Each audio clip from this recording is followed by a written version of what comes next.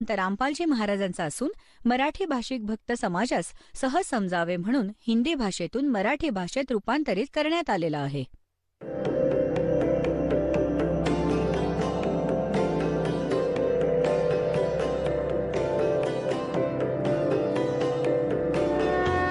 और ज्ञान सब ज्ञान डी कबीर ज्ञान सो ज्ञान और जैसे घोड़ा तोब का करता चले मैदान. जगद्गुरु तत्वदर्शी संत रामपालजी महाराजांचे अमृत वचन सर्व पवित्र धर्मांच्या व पवित्र शास्त्रांच्या आधारावर.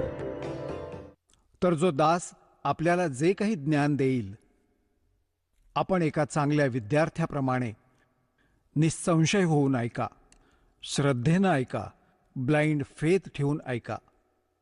पुण्यात्म्यांनो, श्रद्धाळू नेहमी आपल्या गुरुजींच्या वचनावर अंधविश्वास ठेवतात आणि तेच सफल होतात. परंतु या गुणाचा या नकली गुरूंनी दुरुपयोग केला. जेवढेही आपण पाहता हे संत आणि त्यांच्याकडे गेलेले हे भक्त किती समर्पित असतात. ते गुरुजी जे काही ज्ञान सांगतात शिरोधार्य असतं.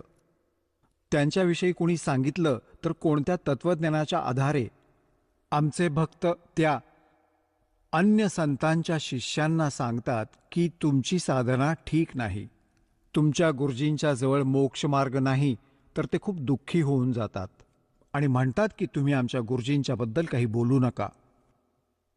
तर पुण्यात्म्यांनो, ते भक्त तर योग्य आहेत, त्यांची आस्था तर असलीच पाहिजे, परंतु त्या नकली भोंदू गुरुजींपाशी ते श्रद्धा ठेवून बसलेत.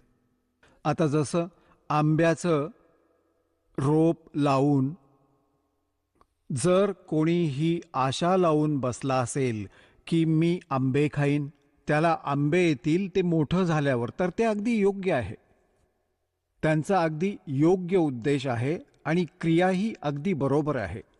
आणि जर बाभळीच्या झाडाचं रोप लावून आणि जर तो म्हणेल की हे मोठं होऊन याला आंबे लागतील आणि त्याला कोणी जाणकार व्यक्ती सल्ला देईल की हे आंब्याचं रोप नाहीये, याला आंबे नाही येऊ शकत, आणि तो असं म्हणतोय की तू माझ्या भक्ती मार्गाला म्हणजे माझ्या रोपट्याला चूक नको म्हणूस, तर ती त्याची एकतर श्रद्धा आहे. ज्या व्यक्तीने त्याला आंब्याचं रोपटं सांगून बाभळीचं देऊन ठेवलंय, तो पूर्ण विश्वास ठेवून बसलाय त्या नकली माणसावर. तर त्या व्यक्तीला पाहिजे की या व्यक्तीने माझ्या रोपट्याला हा बाभूळ का म्हणाला, त्याचं मग पूर्ण निरीक्षण केलं पाहिजे, तर त्याचं खरेपण कळेल. नाहीतर बाभूळ लावून काय उपयोग. तर जशी अशी कोणी शंका उत्पन्न करत असेल की आपला भक्तिमार्ग ठीक नाहीये, तर त्याला पूर्ण विचारा, चांगल्या पद्धतीने निरीक्षण करा आणि मग या सद्ग्रंथांशी पडताळणी करा. कारण की कोणाच्या लोकवेदांनी म्हणजे सांगण्या बोलण्याने आपल्या मार्गातून डगमगणे योग्य नाही. आता पुण्यात्म्यांनो, हा दास आपल्याला जे ज्ञान देतो ते शास्त्रानुकूल आहे. पवित्र श्रीमद भगवद्गीता, पवित्र चारही वेद आणि पवित्र पुराण हे पवित्र हिंदू धर्माच्या श्रद्धाळूंसाठी शिरोधार्य आहे. शिरोधार्याचा अर्थ असा आहे की यांनी जे लिहिलंय ते सत्य आहे आणि याच्या बाहेर जे कोणी सांगतील ते असत्य आहे. असत्य डुप्लिकेट आणि सत्य ओरिजिनल. तर ओरिजिनल वस्तूपासून लाभ होतो, डुप्लिकेट पासून नाही. श्रीमद भगवद्गीता अध्याय क्रमांक 16 श्लोक 23-24 मध्ये स्पष्ट केलेला आहे की अर्जुन, शास्त्रविधीला त्यागून जे मनमानी आचरण करतात त्यांना ना काही सुख प्राप्त होत, ना त्यांना कोणती गती प्राप्त होते आणि ना कोणती सिद्धी प्राप्त होते, अर्थात युजलेस. तर मग फायदा काय ती भक्ती करून. तर गीता अध्याय नंबर 16 श्लोक नंबर 24 मध्ये लगेच सांगितलंय की यातून तुझ्यासाठी अर्जुन कर्तव्य आणि अकर्तव्याच्या व्यवस्थेमध्ये म्हणजे कोणती भक्ती करायला हवी आणि कोणती नाही केली पाहिजे. सद्ग्रंथच प्रमाण आहेत, त्यांना आधार मानलं पाहिजे. सद्ग्रंथांना सोडून कोणी ज्ञान देत असतील तर त्यांना नाही मानलं पाहिजे, ते गुरु योग्य नाहीत. भावार्थ हा आहे ह्या पवित्र सद्ग्रंथांच्या या श्लोकांचा. तर पुण्यात्म्यांनो, असं तर आपल्यालाही कोणी सांगू शकतं की तुमच्या गुरुजींचं ज्ञान ठीक नाहीये, तर त्याचं प्रमाण घ्या आणि मग आपलं प्रमाण द्या. आणि मग तरीही आपल्याला काही भिन्नता वाटली तर निशंकपणे कोणाला तरी स्वीकारा. परंतु दास हे दाव्यानिशी सांगू शकतो की ह्या विश्वामध्ये या दासाव्यतिरिक्त ना तर तत्वज्ञान आहे आणि ना भक्तीचं काही मंत्र समाधान आहे. सर्वांजवळ युसलेस मंत्र आहेत, मोक्षदायक नाही आहेत. ते सगळे खोटे आणि चुकीचे मंत्र आहेत, शास्त्राच्या विरुद्ध ज्ञान आहे. ढोलाच्या गजरात हे सांगू शकतो. आणि असं आहे तर प्रमाण द्या, आमच्या समोर या कोणी. आम्ही आध्यात्मिक ज्ञान चर्चेचा एक कार्यक्रम चालू केला आहे, त्यात समोर या आणि आपला पक्ष प्रस्तुत करा.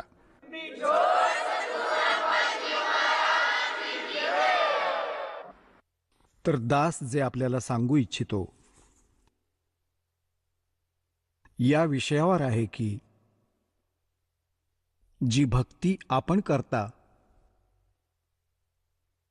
आणि जी साधना हा दास सांगतो त्याच्यावर आपला अविश्वास असता कामा नये, विशेष करून उपदेश प्राप्त झाल्यानंतर.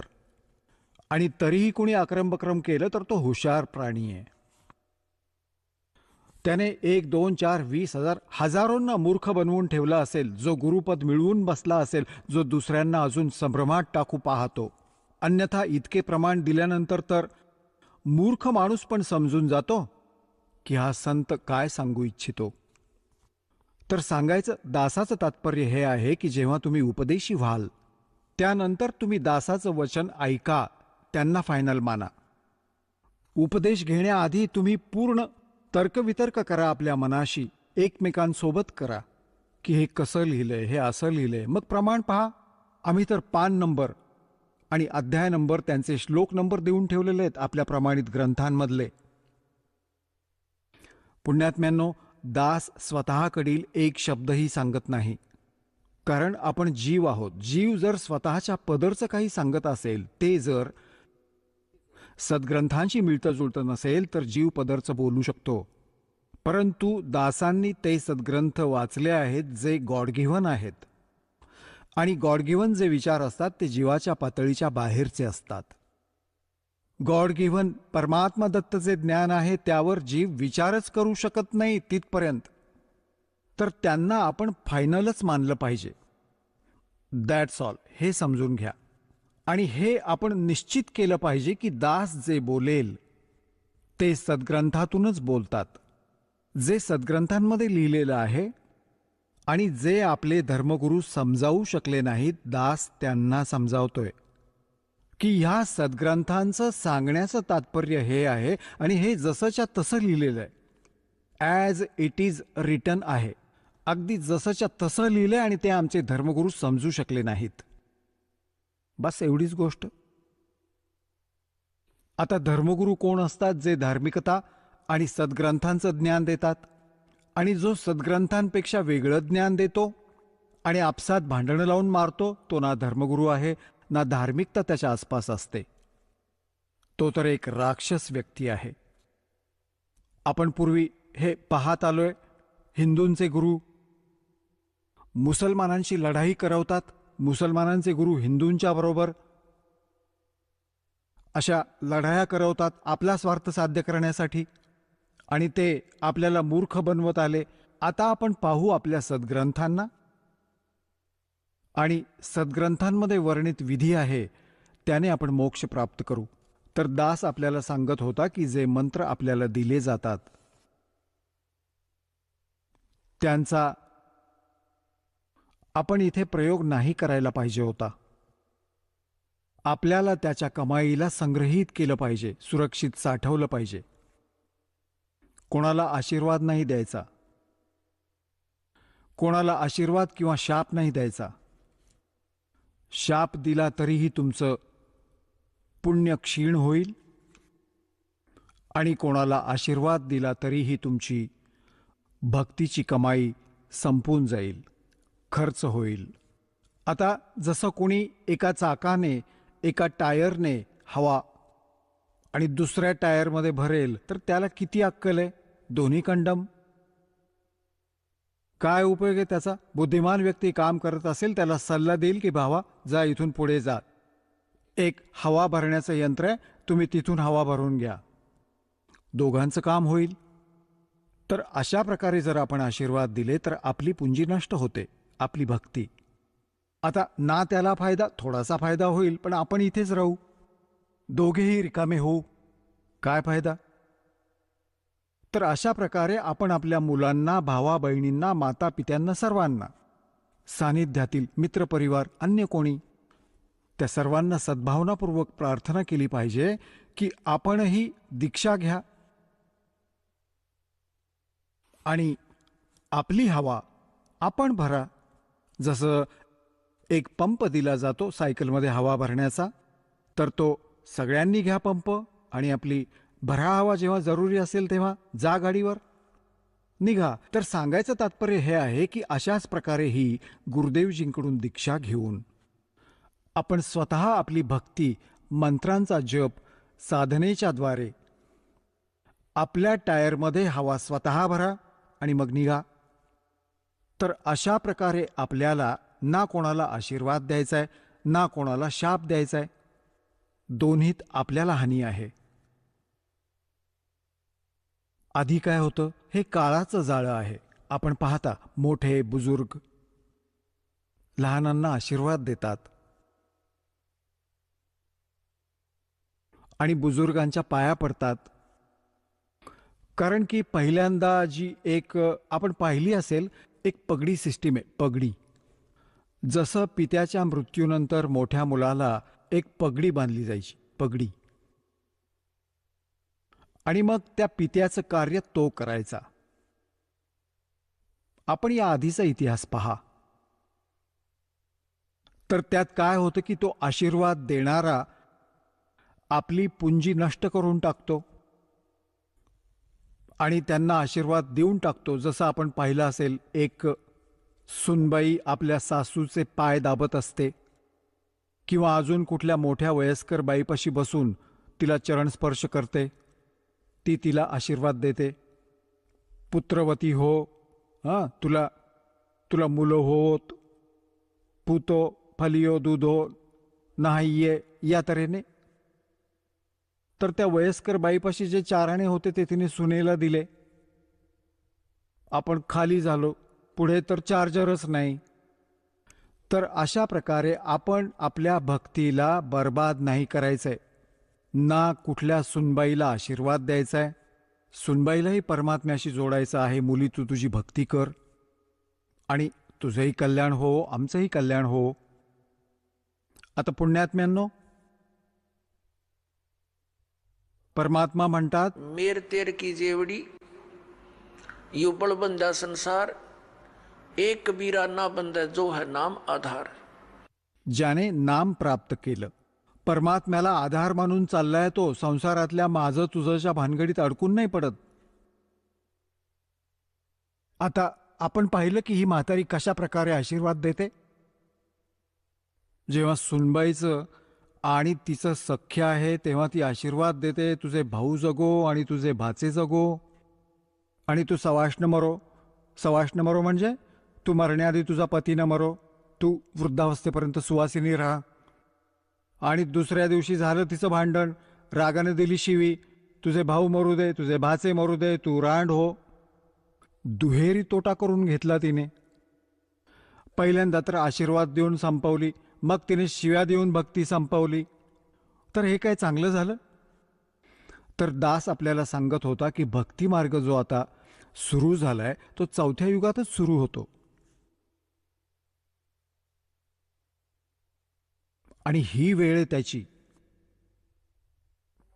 पुण्यात्म्यांनो, आपण जे ऐकत आलेले आहात, विशेष करून 2-3 वर्षांपासून, की सन 2012 मध्ये प्रलय होईल. आता ते या प्रलयाचा अर्थ कसा लावून प्रस्तुत करतात की पृथ्वीवर सर्वनाश होईल. हा तो प्रलय नाही होणार, हा अधर्माचा प्रलय होईल. अधर्माचा सर्वनाश होईल, अज्ञानाचा प्रलय होईल आणि ज्ञानाचा विकास होईल. हा तो प्रलय आता सन 2012 मध्ये होईल.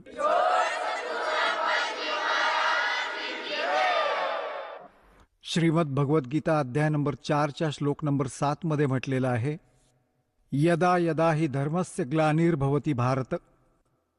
जेव्हा जेव्हा धर्मामध्ये द्वेष निर्माण होतो, अधर्म वाढत जातो, धर्माचा नाश होतो, तर काळ भगवान म्हणतात तेव्हा मी माझे अंश अवतार निर्माण करतो, पाठवतो.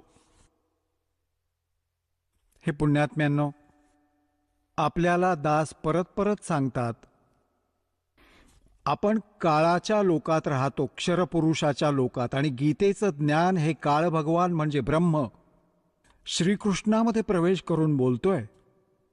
हे सांगतोय की जेव्हा अधर्म वाढत जातो आणि धर्माची हानी होऊ लागते, तेव्हा मी माझे अंश अवतार पाठवतो, जसे श्रीराम श्रीकृष्ण रूपात, श्री परशुरामाच्या रूपात, आणि ते अधर्माचा नाश करतात. आणि दुसरे परमात्मा कोण आहेत जे आमच्याशी निगडीत आहेत, ज्यांच्याशी आमचे संबंध आहेत? एक तर आम्ही यासाठी संबंधित आहोत की आम्ही या काळाच्या ब्रह्मच्या लोकात राहतो आणि आमचा मूळ मालक परमअक्षर ब्रह्म आहे. तिथे आम्हाला जायचं, यासाठी आम्ही प्रयत्न करतो. तर हे काळाचे जे अवतार असतात, ब्रह्मचे अवतार कसा अधर्माचा नाश करतात? जसं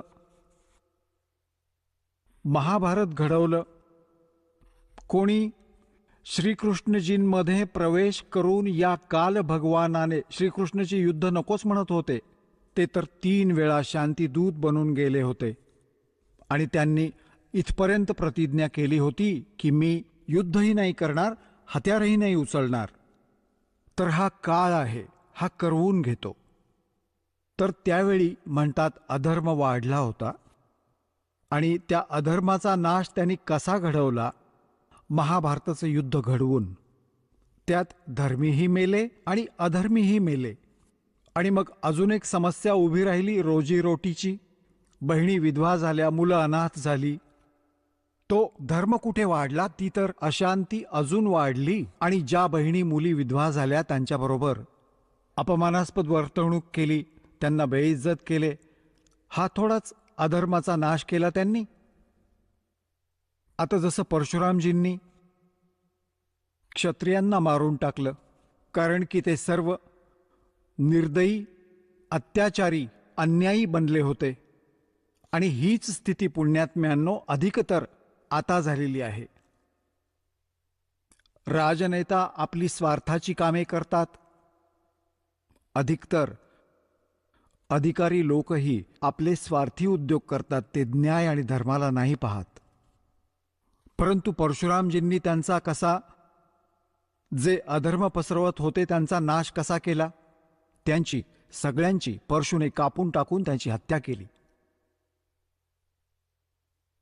आता काय अधर्माचा नाश केला त्यांनी? त्यांच्या बायका विधवा झाल्या, त्यांच्याबरोबर वाचलेल्या लोकांनी अजून अधर्म पापकर्म केली, त्यांची मुलं उपाशी मेली. हा थोडाच अधर्माचा नाश केला त्यांनी? तर पुण्यात्म्यांनो, परमात्मा कसा त्या अधर्माचा नाश करतात, अधर्माचा कसा प्रलय करतात, जो आता होणार आहे. परमेश्वर 600 वर्षांपूर्वी आले होते. त्यावेळी त्यांनी हे तत्वज्ञान आणि आपल्या समर्थतेचं प्रमाण दिलं होतं. परमात्म्यांनी अशी सुख दिली होती जे त्यांना शरण आले होते. 64 लाख शिष्य होते कबीर परमेश्वरांचे. सन 1398 पासून सन 1518 पर्यंत 120 वर्ष परमात्मा या पृथ्वीवर राहिले.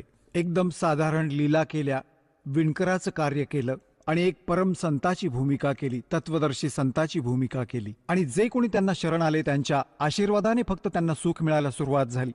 म्हणजे परमात्म्याच्या स्थितीला पुनर्स्थापित केलं परमात्मा कबीर परमेश्वरजींनी, आणि अधर्माचा नाश केला, आणि मग पुन्हा त्या महापुरुषांना भेटत राहिले, आणि मग त्यांच्यातर्फे आपल्या धर्माचा प्रचार करवत राहिले. त्यांच्यापासून सुख मिळायचं जनतेला, भक्तीमध्ये आस्था बनून राहते. तर आता या 50-60 वर्षांपर्यंत पुण्यात्म्यांनो, आपण मागचा इतिहास पहा. किती शांतीने राहायचे लोक, दुःखीला दुःखी पाहून दुःखी व्हायचे लोक, त्याची मदत करायचे. एका घरात अभाव असला कुठल्या वस्तूचा तर अख्खा गाव एकत्र व्हायचा की अरे भाऊ त्याची मदत करा, कोणत्या कारणामुळे त्याच्यावर काही संकट आलं असेल तर. आणि आता खुश होतात कोणाचं नुकसान झालं तर किती आता वीज पडली आहे. महापुरुषांकडून स्थापन झालेला धर्म अजूनही चालू होता. आता पुन्हा दया केली आहे दात्याने. हे आता पाहताय की दासाच्या जीवनामध्ये हे 61वं वर्ष चालू आहे. याच्या आधीचाही काळ पाहिलाय आणि वर्तमानाचाही काळ पाहतोय दास. दिवस आणि रात्रीची वीज पडत आहे, इतकं अंतर पडलंय.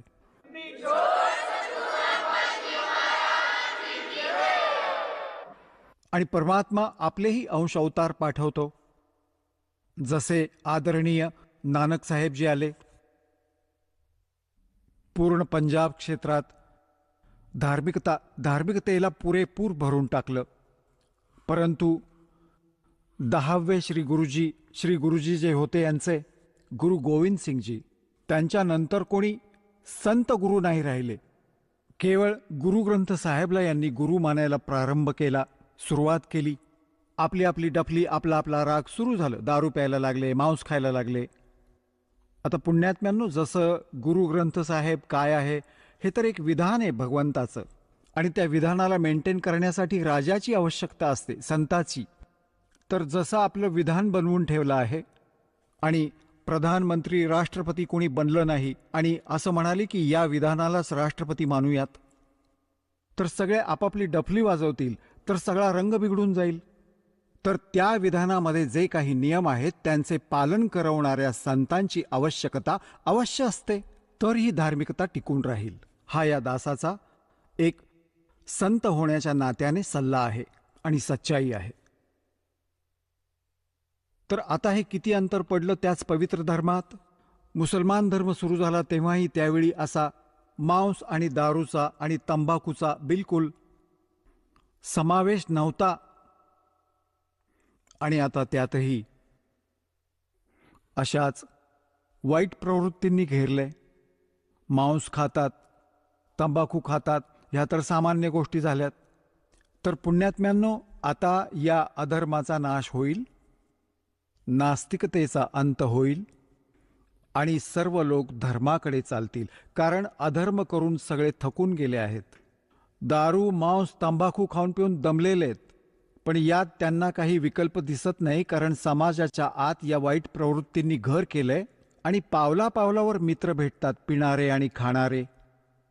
तर आता दास जो ट्राय करतोय, प्रयत्न करतोय की स्वच्छ समाज बनवूयात, आणि याच समाजातील मुले जी पुण्यात्मा आहेत तीच अधिकाधिक विडी तंबाखूपासून दूर होतील आणि सद्भक्ती करतील. तर हळूहळू त्या वाईटाला घालवूयात, अन्यायालाही दूर करूयात. ते पण बघता बघता सन्मार्गाला लागतील, जसा पाहता पाहता हा वाईटपणा सगळ्यांमध्ये घर करून बसला. आता प्रसंग जो चाललाय पुण्यात्म्यांनो, की आता ही जी वेळ आहे हा या 4 युगांचं क्रीम आहे. सतयुग, त्रेता, द्वापारचा आणि कलियुगाचा आता हा प्राईम टाइम आहे भक्तीचा, मोक्ष प्राप्तीचा. सतयुग, त्रेता, द्वापार युगात असेही प्राणी खूप सुखी होते, चांगल्या आत्म्यांचा जन्म होतो. तर ते जे काही भक्ती शास्त्राच्या विरुद्धही करत असतील तरीही त्यांना सुख मिळतं. तर ते हे समजून चालतात की ज्या साधना आम्ही करतोय यांनीच आम्हाला लाभ होतोय. जसे हा दास आधी भगवान श्रीकृष्ण, भगवान विष्णू, भगवान शंकरजी, बाबा श्यामजी, हनुमानजी, अजूनही काही देवी देवता जे आपल्या पवित्र धर्मात पूज्य सांगितलेत, सर्वांची पूजा करत होते. आणि आता असं समजलंय की ती शास्त्राच्या विरुद्ध साधना होती, ज्यातून लाभ होऊच शकत नाही. आणि तरीही खूपशी भरपूर सारी सुख आपल्याला जीवनात मिळत होती. आम्ही हा विचार करत होतो की याच साधनांनी आम्हाला लाभ होतोय. पण आता कळलं की त्याच पूजा करणारे आमचे शेजारी, गाववाले, त्यांचा सर्वनाश झाला. कधी बुद्धी झाली नाही की हेही हीच पूजा करतात आणि यांचा सर्वनाश झाला आणि आम्हाला कसा लाभ मिळतोय. ते प्रारब्ध कर्मच आम्हाला प्रफुल्लित करत होतं. ज्यांच्या प्रारब्धात पापं होती ती पापं त्यांचा विध्वंस घडवत होती. ज्यांच्या प्रारब्धात सुख होती, पुण्यकर्म होती, त्यांना फळं मिळत होती. पूजा दोघंही एकसारखीच करत होते. आता हे समजलं की ज्या साधना आम्ही करत होतो त्यांच्या प्रतिफळामुळे आम्हाला कोणतं सुख मिळत नव्हतं. ते आमचे पुण्यसंस्कार होते. गेल्या जन्मांचे संग्रहित जे प्रारब्ध बनवून आम्हाला दिले होते तेच प्रफुल्लित होत होते. आणि एक असंही पाहिलं आम्ही जे रामनामाच्या आसपासही नाही. दारू पिऊन पूर्ण दिवस बकवास करतात, पत्ते खेळतात. कोणी रामनामाचा विषय काढला की त्यांची टिंगल करतात. तरी त्यांचे थाट आहेत, त्यांच्या गाड्या चालतात, ट्रक चालतात आणि ते काहीच करत नाहीत. तर आता समजलं तत्वज्ञानाच्या प्रकाशात की ते सर्व त्यांना प्रारब्धानेच प्राप्त आहे. पुढे तर त्यांचा नाशच होणार एकदम. जेव्हापर्यंत मागच्या जन्माची बॅटरी चार्ज आहे इन्व्हर्टरची, ज्या प्रकारे इन्व्हर्टरची बॅटरी चार्ज असते आणि मग चार्जर नाही लावून ठेवला तर जोपर्यंत तिची क्षमता आहे तिच्यामध्ये तोपर्यंत चालू राहील, काम करत राहील. आणि मग एकाच दमात ती सगळी डाऊन झाली बॅटरी, मग लाभ बंद होऊन जातील. अगदी याच प्रकारे ज्या पुण्यकर्मी यांचे मागचे पुण्य त्यांच्याबरोबर आहे, आज ते कितीतरी सुखात दिसतील आणि ते भक्ती पण नसतील करत. ते भक्ती पण नाही करत आणि करत असतील तर शास्त्राच्या विरुद्ध करतात आणि ते तरीही सुखी दिसतात. तर त्यांना हा भ्रम झालेला असतो की आम्ही ज्या पूजा करतो ते आमच्या या भक्तीच्या प्रतिफळामुळे मिळत आहेत.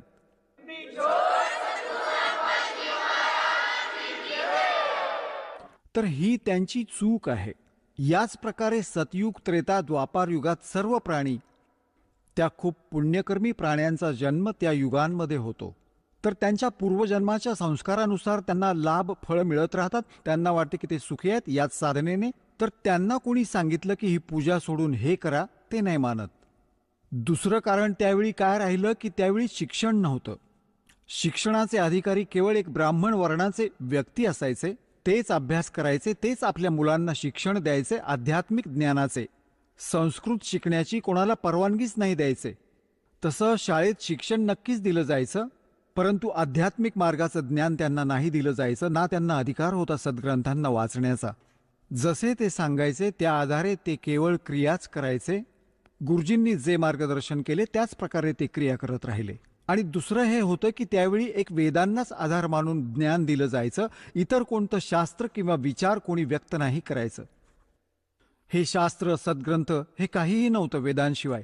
तर त्यांना काही शंका, संशय नव्हता आणि त्यांना जो मार्ग सांगितला जायचा वेदांनुसार, ओम नामाचा जपच द्यायचे ऋषी लोक. इतर कोणताही अन्य मंत्र नाही द्यायचे. जसे हे ओम नमो भगवते, ओम नमः शिवाय इत्यादी हे मंत्र नाही जपायचे.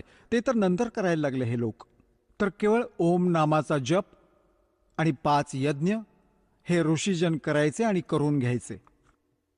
तर त्यात जी साधना ते ओम नामाचा जप आणि गुरुपरंपरेने करायचे, त्यांचे भविष्यातले पुण्य तर एकत्रित व्हायचे, परंतु लाभ तर त्यांना आधीच्या संस्कारांचाच मिळायचा. ओम नावाच्या जपाने त्यांना काय लाभ व्हायचा? ब्रह्मलोक प्राप्ती. जसं आपण महावीर जैनजींच्या जीवनात खूप वेळा दासांनी दाखवलेलं आहे. ते महापुरुष तर वेदांनुसार साधना करायचे, ज्या कारणाने 80 लाख वेळा तर त्यांनी देवतापद प्राप्त केलं होतं. आणि मग किती विध्वंस झाले पापामुळे. 60 करोड वेळा गाढव, 60 करोड वेळा कुत्रा आणि मांजर, हत्ती, माहिती नाही किती वेळा असे त्यांनी कष्ट भोगले. तर हे विधान आहे इथल्या भगवानाचं. तर सतयुग, त्रेता, द्वापारमध्ये कोणताही प्राणी परमात्म्याच्या ह्या ज्ञानाला ग्रहण नाही करू शकत. की कोणी म्हणेल की ब्रह्मच्या वरती भगवान आहे आणि कोणी म्हणेल की श्रीकृष्ण आणि रामाच्या वरती कोणती शक्ती आहे, विष्णू आणि ब्रह्माच्या वरती कोणती शक्ती आहे. तर सतयुग, त्रेता, द्वापारमध्ये लोक नाही मानत, कारण की ते स्वतः सुखी असतात. आणि या कलियुगात काय आहे की या काळाने केली होती हेराफेरी आपल्याबरोबर. काय हेराफेरी केली होती की परमात्म्याला सांगितलं होतं की जेव्हा तुमचा तो प्राईम टाईम येईल, कलियुगाला पार करण्याचा, तर त्या अगोदर मी अनेक पंथ, अनेक धर्म बनवेन, सगळ्यांना भ्रमित करून टाकेन, मंदिर, मशीद, गुरुद्वारे आणि तीर्थांपर्यंत सीमित करून टाकीन, श्रीरामकृष्ण देवता आदींवर पूर्ण दृढ करून ठेवीन. आणि जेव्हा तुझा कोणता संत येईल, अवतार येईल या अज्ञानाचा नाश करण्यासाठी, तर त्याचं कोणी नाही ऐकणार. यासाठी काळाने कलियुगाचा वेळ परमात्म्याकडून मागितला होता की कलियुगात आपण कितीही प्राणी मुक्त करा. परमात्म्याला माहीत होतं, कबीर परमेश्वरांना, की सतयुग त्रेता द्वापारमध्ये हे प्राणी दुःखी नाही होणार, यांची पुण्य यांच्याबरोबर असतील. हे माझ्या विचारांना अजिबात नाही मानणार. आणि कलियुगात काळाने षडयंत्र रचलं होतं की यांना नास्तिक करून टाकू, यांना भक्ती आवडणारच नाही. कोणी आला त्यांचा संदेश वाहक परमात्म्याचा तर कोणी ऐकणारच नाही. जसा पूर्ण चीन नास्तिक झाला, पूर्ण रशिया नास्तिक झाला. काळाचा हा डाव होता की भारतवर्षालाही नास्तिक करून टाकू. यासाठी यांनी कोणती पावलं उचलली? पहिल्यांदा तर बुद्ध धर्माची सुरुवात केली. बुद्ध धर्मावर परमात्म्याने दया केली. आदि शंकराचार्यांना पाठवून त्या बुद्ध धर्माला बंद केलं आणि आपला धर्म चालू केला. काल भगवानांनी त्यालाही ग्रीप करून टाकलं. त्यांनी श्रीकृष्ण, श्रीराम, श्री शंकरजींना सुप्रीम पॉवर मानून आमच्यावर ह्या सगळ्या साधना लादल्या आणि मग त्याचबरोबर हे तीर्थ आणि या धामांच्या पूजेला लावून टाकलं, वानरांच्या पूजेवर. आता परमात्मा खूप दयाळू आहेत. हे पण त्यांचे उपकार आहेत श्री आदि शंकराचार्यजींचे, की त्यांनी आम्हाला नास्तिक होण्यापासून वाचवलं. जर बुद्ध धर्म भारतवर्षामध्ये पसरला असता तर चीनसारखी दशा आज आमची झाली असती. आज रामनाम घेऊही शकलो नसतो.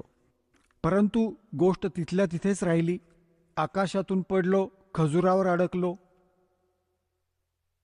पण हे नक्कीच राहिलं की आम्ही धार्मिकतेमध्ये अग्रेसर राहिलो. आता काळाने पुन्हा दुसरा डाव खेळला, नास्तिक बनवण्याचा. हे जितके राधास्वामी पंथ, जय गुरुदेव पंथ, दुनोदवाला राधास्वामी पंथ, ताराचंदवाला, आणि हा सच्चा सौदा शिरसावाला आणि जगमहालीवाला आणि हे अडग इथे जवळच आहे. हिसारच्या जवळ आहे गंगुआ. आणि हे ठाकूरजी, हे कृपाल सिंगजी, हे सर्व एकाच विहिरीचे पाणी आहेत. श्री शिवदयालजींच्या विचारांनी प्रभावित आहेत, त्यांच्याच आधारांनी प्रचार करतायत. आता हे काय करतात? जसं आपल्या हिंदू धर्मातल्या सर्वांच्या घरांमध्ये एक ज्योत तेवत असते देशी तुपाची. हे तर नेहमीच पाहिलं असेल तुम्ही. तर यांनी राधास्वामी, धनधनु सद्गुरूवाल्यांनी, जय गुरुदेववाल्यांनी आणि ताराचंदवाल्यांनी ती पण बंद करायला लावली. आणि हे म्हणतात ज्योत नाही लावायची, आम्ही तर आतमध्ये ज्योत पेटवणार. हा तर थोडा हवन यज्ञाचा लाभ होणार होता, पुण्यकर्म होणार होतं, तेही बंद करून टाकलं. आणि यांचं ज्ञान आपल्याकडे आहे. ते कसं वचन ऐकवतात? ते सतनाम, तेच सतनाम आहे, तेच सत्पुरुष, तेच सारे शब्द, तेच सारनाम, तेच सचखंड, तेच सतलोक, तेच राधास्वामी. ही यांची अक्कल पहा. यांनी ज्ञान तर सगळ्या सद्ग्रंथांपासून दूर केलं. आणि यांची अजून एक थिअरी आहे. यांचे महापुरुष सांगत आहेत की आम्हाला वेद आणि गीता वाचायची आवश्यकता नाही. आमचं ज्ञान तर यांच्या पुढचं आहे. जे थोडाफार गीताजींचा नित्यपाठ करून ज्ञानयज्ञाचा लाभ मिळणार होता तोही बंद करून टाकला. या ग्रंथांबद्दल घृणा उत्पन्न करवली. तर हे पक्के काळाचे दूत होते. आता काही वर्षांमध्ये आपण पाहून घ्या, जर हे नाही या मार्गाला लागले तर सर्व नास्तिक होतील आणि चीनसारखी स्थिती होऊन जाईल या लोकांची. परंतु आता परमात्मा दया करतील. सर्वांना हे ज्ञान स्वीकार करावं लागेल, नाहीतर या मनुष्य जीवनाचा नाश करून हे खूप कष्ट भोगतील जे या ज्ञानाला स्वीकार नाही करणार. दास काही त्यांना वाईट म्हणून नाही बोलत आहे. या दासाला हे कळलं की आम्ही एका पित्याची लेकरं आहोत. आणि इथला जो काळ भगवान आहे त्याला नाही वाटत की यांना यथार्थ ज्ञान मिळावं. सद्ग्रंथ आमच्या जवळ आहेत आणि गुरु आम्ही बनवून ठेवलेत. आमचे हिंदू धर्माचे गुरु आम्हाला नाही सांगू शकले की सद्ग्रंथांमध्ये काय प्रमाण आहे. यांच्या विरुद्ध लोकवेद सांगून आमची वाट लावून टाकली यांनी. तर दासाचा उद्देश आहे की सर्व पुण्यकर्मी प्राण्यांशी हेच आहे की आपण खरेपणाला ग्रहण करा. पूर्ण चांगल्या प्रकारे तपासा जे दास शब्द बोलतोय, आणि मग या तत्वज्ञानाला ग्रहण करा आणि आपलं कल्याण करून घ्या.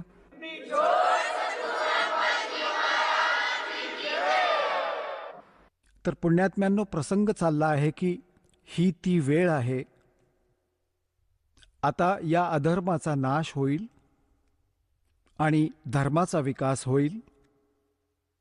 धर्म आणि धार्मिकता शास्त्र अनुकूल साधना करण्यानेच वर उचलली जाईल. आत्तापर्यंत आपण शास्त्रविधींना त्यागून मनमानं आचरण करत होतो, ज्या कारणाने आम्हाला भगवानाकडून मिळणारा लाभ नाही प्राप्त झाला, आणि आपण भगवानाला विसरून मग आपण स्वतः आपला लाभ प्राप्त करण्याचे मार्ग शोधत राहिलो. जसं कोणाला टेन्शन आलं तर तो गुटखा खायला लागला, दारू प्यायला लागला, टेन्शन संपवण्याकरता. जे निर्धन आहेत ते आधी संतांकडे जात होते, परमात्म्याचा विधी प्राप्त करायचे, संकट निवारणासाठी सुद्धा संतांकडे जात होते. तर त्यांना जी साधना सांगायचे जे खरे संत होते, तर त्यांना त्यांच्याकडून दिलासा मिळायचा. तर मग ती व्यक्ती परमात्म्यावर दृढ असायची. आता आपण काय करतो, संतांकडे जातो, ते आपल्याला साधना विधी सांगतात. त्यांनी सांगितलेल्या साधना विधीला आपण खूप मन लावून करतो, पण दिलासा काही मिळत नाही. मग आपण दुसऱ्याकडे जातो, तिथे अशीच त्यांच्याद्वारे सांगितलेली साधना आपण करतो, तरीही काही लाभ होत नाही. मग शेवटी आपण काय विचार करतो की स्वतःच धनी बनू पाहतो. टेन्शन घालवण्याकरता गुटखा खायला लागून दुप्पट पाप गोळा केलं, आणि मग श्रीमंत होण्यासाठी लाच, भेसळ, चोरी, दरोडा हा मूर्खपणा चालू केला, तर दुप्पट पापाचे धनी होतो आपण. त्यांच्यापासून लाभ तर होणारच नाही. जसं मानून चला, कोणत्या व्यक्तीने 2 नंबरचं काम करून, मिलावट करून किंवा 2च्या वस्तूला 20-25 मध्ये विकून पैसा जमा जरी केला, तर त्याच्याबरोबर काय होईल? एकतर कोणी मूल आजारी पडेल, किंवा स्वतःला कोणता तरी रोग होईल की तो सर्व पैसा पण जाईल, आणि त्या पैशाला 2 नंबरने एकत्र करण्याचं जे पाप होतं ते त्याच्यासाठी शिल्लक राहील. एका व्यक्तीने सांगितलं की मी खूप नालायक व्यक्ती होतो. असं माझं काही दुकान होतं. खूप पूर्वीची गोष्ट आहे, जेव्हा हे टेप रेकॉर्डर प्रचलित होते. तो सांगत होता त्याचं रिफिल जे असायचं, या कॅसेटचं एक ऑडिओ कॅसेट चालायची त्या टेपमध्ये, ते आणायचो मी वजनाच्या भावावर, आणि मला ते सगळं काही 2 रुपयांना पडायचं. त्यावर सोनीचा स्टॅम्प मारलेला असायचा, आणि त्याला मी 32-30 रुपयांना विकायचो. आणि ती मग तुटून जायची 10-5 दिवसात, आणि मग मी त्यांना धमकवायचो, मी काय करू, तुमचं इन्स्ट्रुमेंट खराब असेल. त्यावेळी तर मला खूप पैसा येतोय असं दिसत होतं. मी माझा थाटमाट समजत होतो. मग माझा एकुलता एक पुत्र रोगी झाला, आणि त्याला तर पहिल्यांदा लोकल डॉक्टरांना दाखवलं. त्यांच्याकडून इलाज नाही झाला. कुणीतरी सांगितलं तिथे संतांपाशी जा, तिथे उतारा करा. जादूटोणा, त्याचबरोबर औषधं पण चालू राहिली. मग 1 वर्ष तर असं झालं, कधी बरा व्हायचा, परत आजारी पडायचा. शेवटी कळलं की त्याच्या 2 किडन्या फेल झाल्यात. त्याच्यासाठी ऑल इंडिया इन्स्टिट्यूट दिल्लीमध्ये गेलो. त्यावेळी 2 किडन्या फेल झालेल्या, आणि 1 किडनी बदलवली, त्याची 1 किडनी बदलवली. जवळजवळ आमचे 3 लाख रुपये खर्च झाले. 3.5 लाखाच्या आसपास टोटल, जेव्हापासून तो रोगी झाला होता. मुलगा बरा झाला, काही हरकत नाही. जे नुकसान झालं सबुरीनं घेतलं. त्याच्या लग्नाची तयारी करत होतो. 6 महिन्यांनंतर, बरा झाल्याच्या 6 महिन्यांनंतर तो मुलगा बस दुर्घटनेत एक्सपायर झाला. आता डोकं आपटून रडतोय. जेव्हापासून हे ज्ञान ऐकतोय तेव्हापासून ते कुकर्म आठवतात माझे, की ज्या मुलाला सुखी बनवण्यासाठी मी हे असे अन्याय केले होते, तो मुलगाही नाही राहिला आणि तो पैसाही नाही राहिला. आता मी विचारलं की तुझ्याजवळ काय राहिलं? जे तू पाप गोळा केले होते ते धन गोळा करण्यासाठी ते तुझ्याजवळ जसेच्या तसे सुरक्षित आहे. आता घेऊन जा ती डोक्यावर तिथे धर्मराजाच्या दरबारात. तर मग त्याने दीक्षा घेतली. पुण्यात्म्यांनो, चूक माणसांवर खूप, भक्तांवर होते, पण जोपर्यंत त्याला ही पापनाशक औषधं नाही मिळत तोपर्यंत पाप त्याचे जसेच्या तसेच राहतील. तर कबीर परमात्मा दयाळू आहेत. त्यांना हे माहीत आहे की ही मुलं काळाने भ्रमित हे अशा चुका करतायत. ते दयाळू आहेत. जसे पुण्यात्म्यांनो, जोपर्यंत तुम्हाला हे ज्ञान नाही मिळत आणि आपण जीही चूक केली असेल ती क्षम्य आहे, माफ करण्यायोग्य आहे, आणि आता ज्ञान झाल्यावर वायफळ बडबड केली तर तुम्हाला क्षमा नाही होणार. जसं मूल अबोध असतं, छोटंसं बाळ असतं, पाळण्यात झुलत असतं आणि त्याने शी सू दोन्ही केलं आणि त्याने सगळे कपडे खराब केले, हात पाय पण असे खराब करून घेतले. आई येते, ती पाहते की याने सगळं काही बिघडवून ठेवलं काम, पण ती त्याने चिडत नाही, नाराज नाही होत. तिला माहिती आहे याला माहीत नाही. त्याला अंघोळ घालेल, कपडे धुवेल, स्वच्छ कपडे घालेल, प्रेम करेल, मग दूध पाजेल आणि मग झोपवेल. आणि मग जेव्हा मुलगा मोठा होईल आणि मग तो त्या कपड्यांमध्ये बसून शी करेल तर 2 फटके देईल ती आणि बाहेर हाकलेल आणि म्हणेल धू तुझे तू. तर असं पुण्यात्म्यांनो, जेव्हापर्यंत आपण अबोध आहोत, आपल्याला हे ज्ञान प्राप्त नाही होत, तोपर्यंत आम्ही असे आहोत. चुका करून आपण आपल्या पापांनी बरबटलेले आहोत. तर हे परमात्मा कबीरजी दयाळू आहेत. ते आपल्या मुलांना धुतील. पापनाशक औषधं आहेत मालकांकडे. यांच्याकडे एक मंत्र आहे जो दास आपल्याला देईल, आपल्या सर्व पापांना नष्ट करील, आपल्या प्रारब्धाच्या पापाचाही नाश करतील. आपल्या संचित पापाचाही नाश या मंत्राने होईल. जसं पिकांमध्ये आधी तण उगवायचं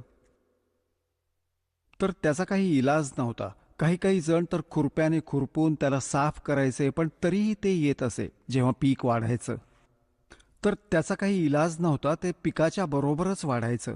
आता एक अशी मेडिसिन शोधली गेली आहे की त्याला पिकामध्ये टाकलं जातं तर ते तणाचा नाश करून टाकतं, पिकाची हानी नाही करत.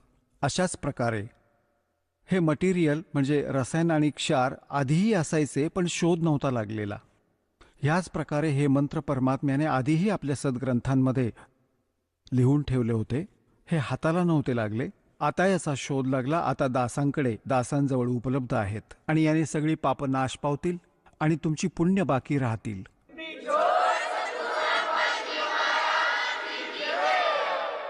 आणि आपण तेव्हाच परमात्मा प्राप्त करू शकतो जेव्हा आपण पापरहित होऊन जातो. आणि इथलं विधान आहे ब्रह्म, परब्रह्म, ब्रह्मा विष्णू महेश आणि इतर देवतांचं जशी कर्म कराल तशीच फळं मिळतील. पापं तुमची वेगळी लिहिली जातात, पुण्य वेगळी लिहिली जातात आणि फळ मिळतं दोन्हींचं. पुण्यासाठी स्वर्ग, महास्वर्ग, मग इथल्या छोट्या मोठ्या सुविधा, राजा किंवा चांगली काही पोस्ट, आणि नरक हे पण पॅरलली मिळेल. कुत्रं, गाढव, डुकराची योनी ही पण नक्कीच भोगावी लागेल. परंतु कबीर परमेश्वरांच्या शरणमध्ये आल्यानंतर आपल्याला आता या पापांचा दंड नाही भोगावा लागणार. आपल्या प्रारब्धाच्या कर्माचा सुद्धा विनाश होईल, जो आपल्यासाठी हानिकारक आहे. यासाठी जर भक्ती करतो आपण, याचसाठी परमात्म्याचा शोध घेत असतो की जर आपल्यावर काही संकट आलं तर परमात्मा आपलं रक्षण करेल. आणि जरी संकटही येत असेल तर मग प्रोटेक्शन काय मिळालं त्या साधनेचं जी आम्ही करतोय. जसं आम्ही काही शेड किंवा झोपडी, घर बनवून ठेवलंय, त्याचा उद्देशच काय आहे की उकाडा, थंडी, पावसापासून आमचं रक्षण करेल. आणि ज्याने आम्ही बनवून ठेवली आहे झोपडी किंवा घर आणि सगळं पाणीही आतच येत आहे आणि उन्हाचाही असर पॅरललमध्ये आहे, तर मग ते काही प्रोटेक्शन नाही आहे तुम्हाला. तुम्ही कोणत्या नशेत पडलेले आहात आणि विचार करताय की महालात आहात. सगळी संकटं तुमच्यावर येत आहेत तर तुमच्या साधना त्या सत नाही आहेत, शास्त्र अनुकूल नाही आहेत, म्हणून तुम्हाला काही लाभ प्राप्त होत नाहीये. तर त्याच्या प्राप्तीसाठी तुम्हाला परमसंताचा शोध घ्यावा लागेल. आणि हेच मंत्र आणि साधना जो दास देतो, अन्य कोणी व्यक्ती देईल तर त्याचा काही लाभ तुम्हाला नाही होणार. कारण की अनधिकारीमुळे कुठलेही कार्य सफल होत नाही. जसं सिंपल अशी गोष्ट आहे, आपण पासपोर्ट बनवता विदेशात जाण्यासाठी. जर तो डुप्लिकेट बनवला असेल तर तुम्ही पण दोषी आणि बनवणारा पण अपराधी, दोघांना शिक्षा मिळेल. याच प्रकारे आपण जायचंय सतलोकाला, आणि हा पासपोर्ट बनवण्याचा आदेश या दासाला बनवण्याच्या अतिरिक्त या ब्रह्मांडात कोणालाही नाहीये, हे सत्य समजा.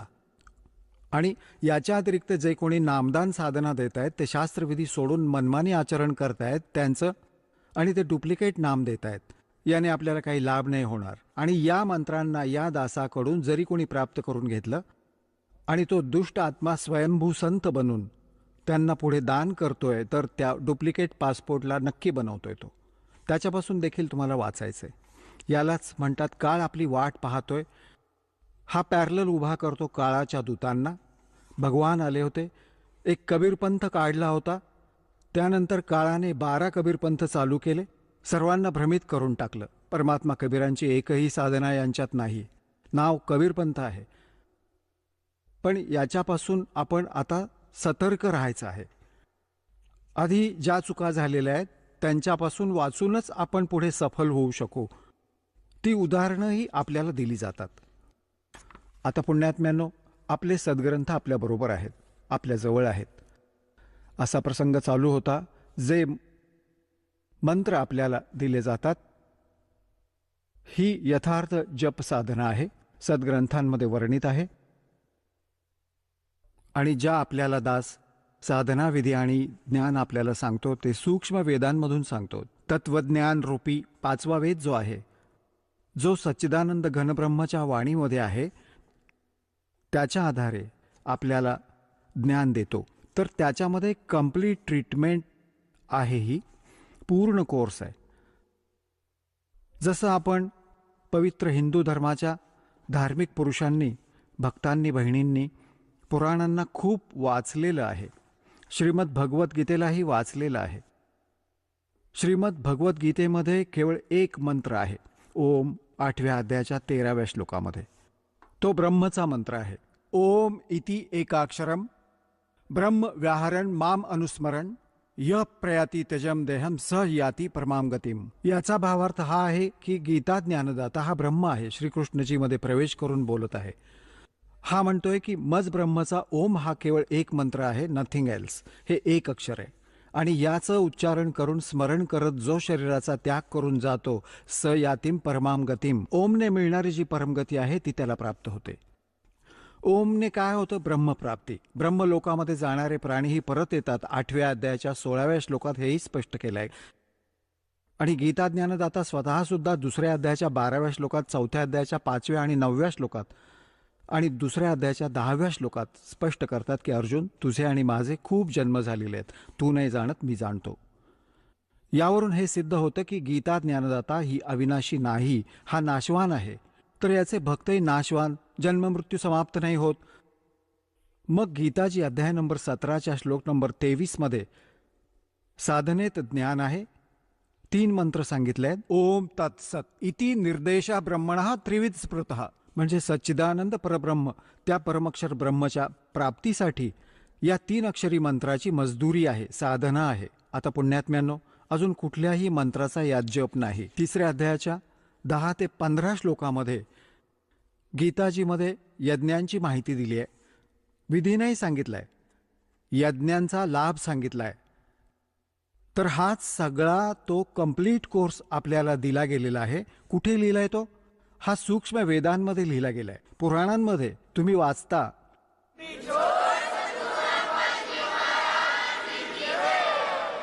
चला आता आपण त्या श्रद्धाळूंचे अनुभव जाणून घेऊयात, ज्यांनी जगद्गुरू तत्वदर्शी संत रामपालजी महाराजांकडून दीक्षा प्राप्त केलेली आहे, तसेच त्यांच्याद्वारा सांगितलेल्या भक्ती मार्गावर चालत आहेत. नमस्कार. नमस्कार साहेब. आपलं नाव? दत्तात्रय जगन्नाथ जाधव. आपण कुठून आलात?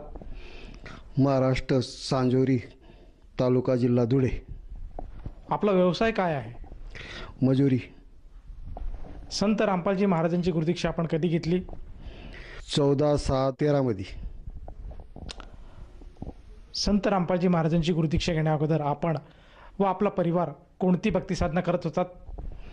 आम्ही दत्तात्रय भगवानाची भक्ती करत होतो आणि बीजासन मातेची भक्ती करत होतो. सालामधून एक वेळा बीजासन माताला जायचं, नारळ फुलहार वगैरे देवाची ज्या खोबीड चढवायची आणि घरी यायचो. आणि दर गुरुवारी दत्त भगवानाला साखरेच्या प्रसाद वाटायचो. पण तरी पण काही लाभ न असता मी परत अहमदाबादला निघून गेलो. अहमदाबादला कबीरपंथामध्ये संत महंत गोकुळदास यांच्या चरणामध्ये जाऊन तिथं दर पौर्णिमेला सत्संगाला जायचो. आणि भादरवी पौर्णिमावर जेठची पौर्णिमाला भंडारा व्हायचा, तिथं रात्रभर सत्संग ऐकायचो आणि सकाळी परत घरी यायचो. पण तरी पण काही लाभ नसताच तिथून ये झाल्यावर परत काही हे झालं नाही. पिताजी वारले, ते पण मला सापडले नाहीत अंत्यविधीला. काय एवढं भक्ती करूनही काही सुखच नव्हतं.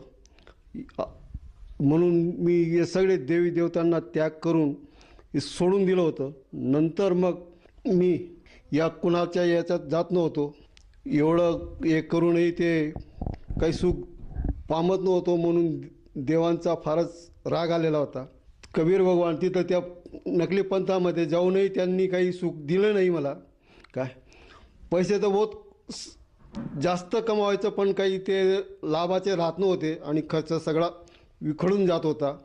इकडून येऊन इकडे पैसे जायचे, कोण आजारी पडायचं, कोण काय करायचं. काय एवढं दुःख. आईचे 2 वेळा ऑपरेशन झाले, वडिलांचे निदान झाले, पण तरी पण मला त्याच्यामध्ये काही हे झालं नाही. म्हणून शेवटी हे सगळ्या देवी देवतांची पूजा सोडावी लागली मला आणि काही हे झालं नाही. जसं तुम्ही सांगत आहात की आपण पूर्वी भक्ती करत होतात, जी महाराष्ट्रामध्ये जी प्रचलित भक्ती साधना आहे, जसं की मंदिरात जाणे, देवळात जाणे, ही भक्तिविधी आपण करत होतात. त्याचप्रमाणे आपण अहमदाबादला जाऊन कबीरपंथाशी सुद्धा आपण संपर्क साधला आणि त्यांचासुद्धा अनुग्रह घेऊन आपण त्यांचीसुद्धा भक्तिमार्ग स्वीकारली. आणि त्यानंतर आपल्याला कुठल्याही प्रकारचं समाधान लाभलं नाही आणि आपण शेवटी नास्तिकतेवर पोचले आणि देवीदेवतांची पूजा करणे आपण पूर्णपणे सोडून दिली होती.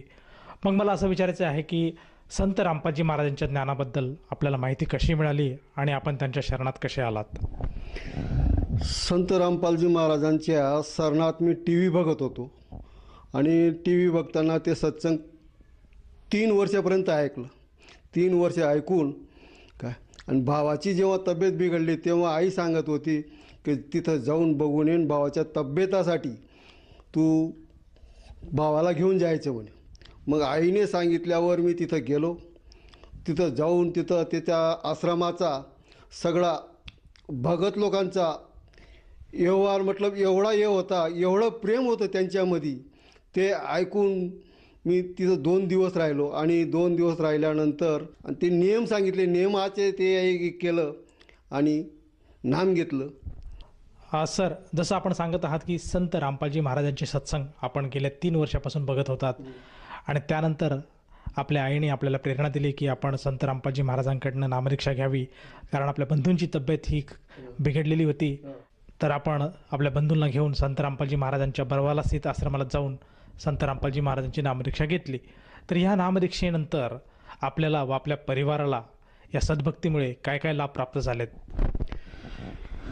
या नावामुळे घरात एक शांतता वाटायला लागली आणि आईचे मृत्यू झालेलं पहिला परत आईचे मृत्यू झालेलं 7 दान वाटावून गेले होते, बामण वाचून गेला होता आणि त्यांचा फोन येत होता की आई वारली, तू देवाच्या याच्यात आणि याच्यात ते करून राहिलं, तुला काय लाभणार आहेत असे फोनावर बोलत होते घरचे. काय बहीण पाहुणे ते सगळे बोलत होते. त्या बोलल्यामुळे मला फार हे आलं आणि ज्या टायमाला मी आशीर्वाद घेण्यासाठी रामपाल महाराजांच्या याच्यात हे गेलो आणि सांगितलं बुवा घरी आई वारलेली आहे काय, मग त्यांनी सांगितलं तू परत भंडारा कर, परत भंडारा करून ये आशीर्वाद घ्यायला, मग तुला सांगेन. भंडारा केला आणि तिथं गेल्यावर रामपाल महाराजांनी सांगितलं, तू जाईपर्यंत आई तुझी मेलेली नसेल, जिवंतच असेल म्हणे. काय एवढा हे सांगितल्यावर मी घरी आलो. घरी आल्यानंतर खरोखरच आई जिवंत होती. जिवंत राहिल्यावर आणि तिसऱ्या दिवशी उठून बसली. उठून बसल्यावर मला एवढा आनंद झाला की वा खरोखरच भगवान आहे काय. आणि त्या आईला, मेलेल्या आईला 6 वर्षापर्यंत जिवंत ठेवली आणि सेवा करायला लावली. एवढं म्हटलं भाग्यवान कुठंच नाही. परमेश्वर एवढा देव आहे काय. आणि खरोखरच त्यांनी हे केलं. आणि 6 वर्षापर्यंत आईला कितीही पैसेवाले असले तरी ते 2 दिवससुद्धा जिवंत ठेवू शकत नाही. पण संत रामपालजी महाराजांनी 6 वर्षे आईला जिवंत ठेवले म्हणून फार मोठा आनंद वाटतो. परत कबीरवडाला जाताना रस्त्यावरची ॲक्सिडेंट झाला. कसा झाला आणि काय झाला ते पण आम्हाला खरंच पण आली नाही, माझ्या मित्राला आणि मला. आणि सकाळी उठल्यावर परत गाडीला पण काहीच लागलेलं नाही. ती गाडी घेऊन परत आम्ही कबीरवडाला जाऊन परत आलो. काय एवढा मोठा अनुभव, मतलब ॲक्सिडेंट झालेलं काहीच आम्हाला सुचलं नाही. आणि दोघं रोडांच्या मधीच काय आम्हाला फेकून दिलं आणि गाडी किनाऱ्याला लावून दिली. काय नॅशनल हायवेवरती गाडी चालत होती. काय पण तरी पण आम्हाला खरंच लागू दिली नाही, काहीच नाही. आणि याच्यामध्ये काहीच मला हे लागलं नाही. काय म्हणून या देवाशिवाय दुसरं देव कुठेच भेटणार नाही. सर, जसं आपण सांगत आहात की संत रामपालजी महाराजांच्या जेव्हा आपण शरणात आलात आणि संत रामपालजी महाराजांच्या जेव्हा दर्शनासाठी आपण गेला होतात, तेव्हा जी आपली मृत आई आहे ती संत रामपालजी महाराजांच्या आशीर्वादाने परत जिवंत झाली आणि ती 6 वर्षापर्यंत सद्भक्ती केली त्या मातेने. तर मला असं विचारायचं आहे, हा जो आपल्याला अनुभव आलेला आहे आणि ह्या अनुभवामुळे आपल्याला जीवनामध्ये बरेचसे आनंद अनुभवायला मिळाले. त्याचप्रमाणे आपला जो ॲक्सिडेंट झाला होता तो सुद्धा, त्या ॲक्सिडेंटमध्ये सुद्धा आपण बाहेर आलात. तर ह्या अनुषंगाने आपण जे आपले बांधव आहेत, त्याचप्रमाणे जो श्रोतावर्ग किंवा जो भक्त समाज आहे तो आपल्याला आज टी व्हीवर बघत आहेत, त्यांना आपण काय संदेश द्याल? त्यांना एक वेळा तुम्ही सत्संग बघा आणि सत्संग बघून तुम्ही रामपाल महाराजांशिवाय जगामध्ये दुसरा कोणताही भगवान नाही. काय संत रामपालजी महाराज जे भगवानच आहे, कबीर परमेश्वराच्या अवतारात आलेले. काय आणि त्यांच्या चरणी जाऊनच आपण मुक्त व्हाल आणि याची ही काळजी घ्या. सर, जसं आपण सांगत आहात की संत रामपालजी महाराजांकडनं नामदीक्षा घेतल्यानंतर मनुष्य जन्माचं सार्थक होणार आहेत. तर ह्या अनुषंगाने जर एखाद्या साधकाला किंवा भक्ताला असं जाणवलं की आपण सुद्धा संत रामपालजी महाराजांचा आशीर्वाद घेऊन त्यांचं नामस्मरण करून त्यांची सद्भक्ती स्वीकारावी, तर त्या व्यक्तीला संत रामपालजी महाराजांची नामदीक्षा कशी मिळू शकेल? संत रामपालजी महाराजांचे टी व्ही पाहतानाच त्यांचे नंबर येतात. ते नंबर पाहून त्यांना फोन करायचा आणि जवळच्या केंद्रावर ते सांगतील, तिथं जाऊन नामदीक्षा फुकट भेटेन, 1ही रुपया लागणार नाही. आणि ती नामदीक्षा घेऊन आपले कल्याण करा. धन्यवाद. सत साहेब.